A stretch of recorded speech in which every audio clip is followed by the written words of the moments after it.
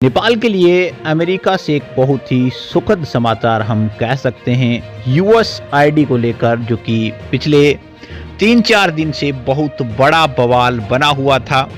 Trump ने सभी आर्थिक सहायताओं को लगभग सभी देशों में बंद कर दिया था, जिसकी वजह से एक बहुत बड़ा असर नेपाल की गवर्नमेंट पर या फिर नेपाल के जो प्रोजेक्ट्स हैं उनके ऊपर पड़ा।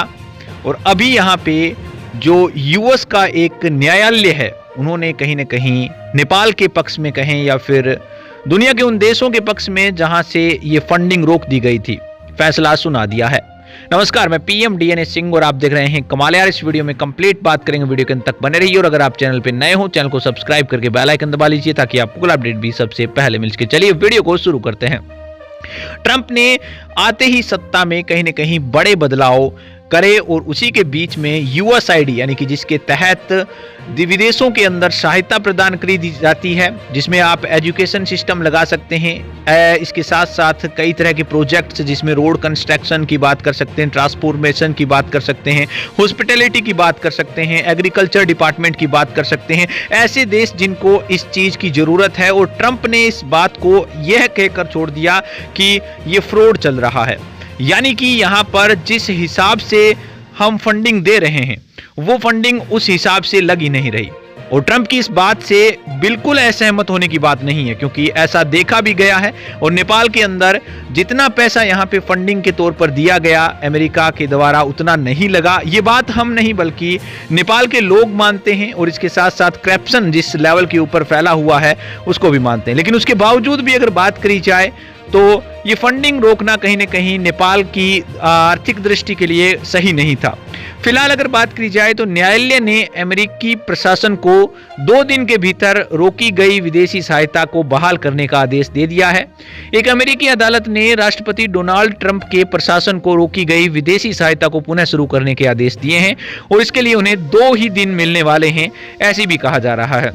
न्यायालय ने अपने आदेश का विस्तार करते हुए ट्रंप प्रशासन को उस आदेश को लागू करने से रोक दिया है, जिसके तहत वो अनुदान, ऋण और अन्य वित्तीय सहायता रोककर संघीय निधि में व्यवसायिक कटौती करना चाहते थे।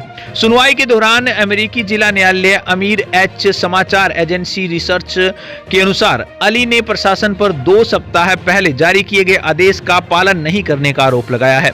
राष्ट्रपति ने 20 जनवरी को पदभार ग्रहण करने के तुरंत बाद एक कार्यकारी आदेश जारी किया, जिसमें इजराइल, मिस्र, नेपाल की खाद्य सहायता सामग्रियों को छोड़कर यहां पे सभी विदेशी सहायताओं को निलंबित कर दिया। यानी कि जिसमें इजराइल और मिस्र ही ऐसे देश थे जिनकी विदेशी सहायताओं को नहीं रोका गया, बाकी सभी को रोक दिया गया। इसमें गरीब देशों को दी जाने वाली स्वास्थ्य संबंधी सहायताओं को भी रोक दिया गया। इसके अलावा अमेरिकी वित्तीय कार्यक्रमों के तहत शिक्षा और बुनियादी ढांचों के निर्माण सहित कई परियोजनाएं भी प्रभावित हुई, जिसकी वजह से हंगामा मच गया पूरे विश्व के अंदर, और अछूता नहीं रहा नेपाल, ऐसा भी कहा जा सकता है। नेपाल के अंदर कई तरह की बातें चलने लगी, जिसके अंदर हम बात कर सकते हैं मोस्ट अप्रोप्रिएट बात ये थी एमसीबी की, जिसे वैसे तो नेपाल ने सही रूप से माना ही नहीं था, लेकिन उसके बावजूद फंडिंग होती थी, जिसकी वजह से ट्रंप इस बात से नाराज थे कि ये एक ओनली ऑन फ्रॉड चल रहा है और इस तरह की हम कार्यवाही नहीं कर सकते, यानी कि अब फंडिंग नहीं करी जाएगी।